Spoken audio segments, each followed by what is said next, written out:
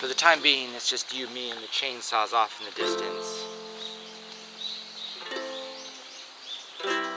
We're off in our back 400 square meters of what used to be a home that was somehow along the way torn down and left with a field that is sat empty due to speculation about a road going right through here, which is never going to happen.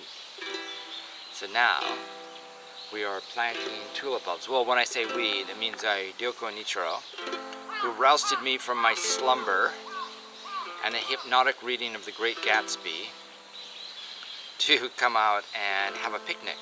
Off camera you will see the remains of a French press, not a percolator, various oranges and pastries and whatnot.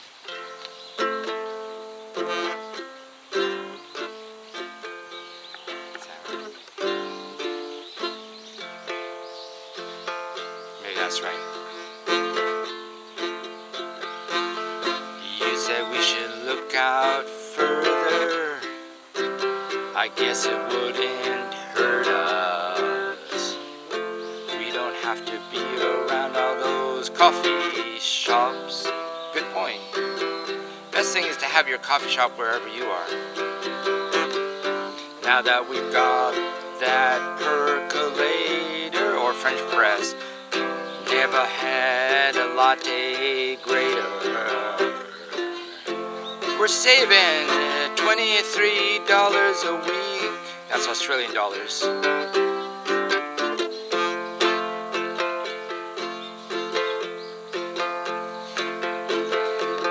We drive to a house in Preston. We see the police arresting a man with his hand in a bag. How's that for first impressions? This place seems depressing. It's a California bungalow in a cul-de-sac.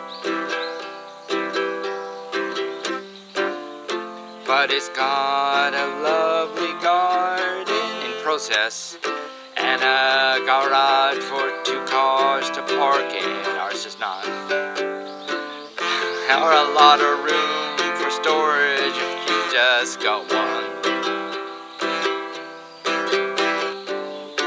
And it's going pretty cheap, you say?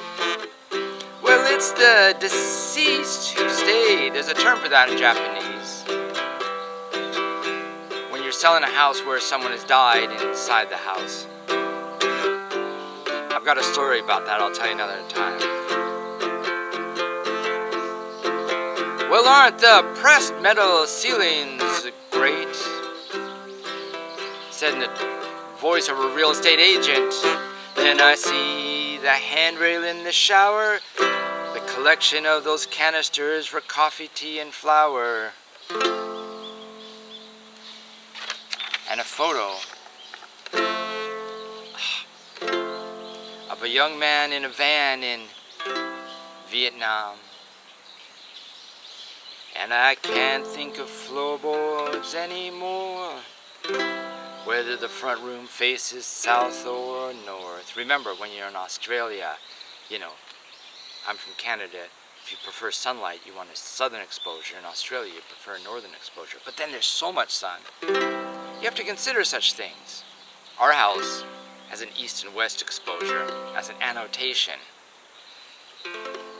But I can't think of floorboards anymore, whether the front room faces south or north. And I wonder what she bought it for.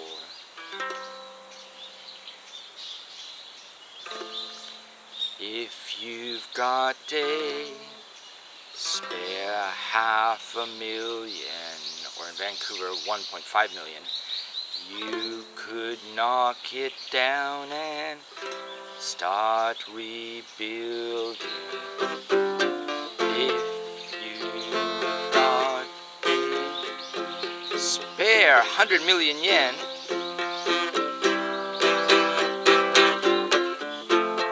you could knock it down and start rebuilding. like with the Toyota or Panasonic home that we see popping up around us. If you've got $500,000, you could knock it down and start rebuilding.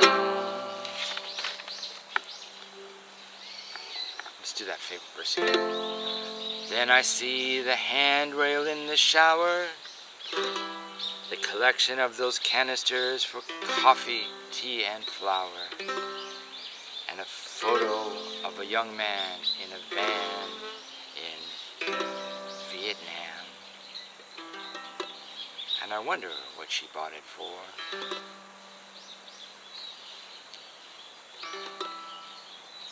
From Tsuchida to Depreston, to wherever you are. Eventually, well, look at that, finally. The F chord without a buzz. Maybe not.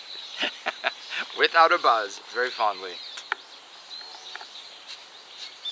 Chainsaws.